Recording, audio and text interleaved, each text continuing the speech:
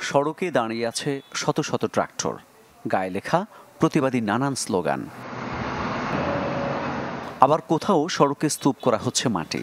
কৃষকদের এমন বিক্ষোভে এক প্রকার স্থবির ফ্রান্সের বিভিন্ন রাস্তা। ইউর সাথে মেরকোসুর মুক্ত বাণিজ্য চুক্তির বিরোধিতায় এই অচলাবস্থা।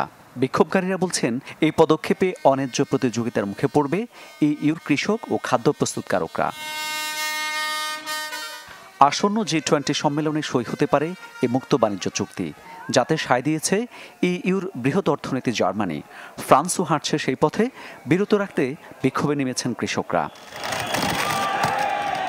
ইউরোপীয় ইউনিয়নের বৃহত্তম কৃষিপণ্য উৎপাদনকারী হয়েও ফরাসি কৃষকদের দুশ্চিন্তা বাড়িয়েছে বৈরী আবহাওয়ায় ফসলহানি এবং গবাদি প্রাণীর রোগের প্রাদুর্ভাবের মতো সাম্প্রতিক বাস্তবতা।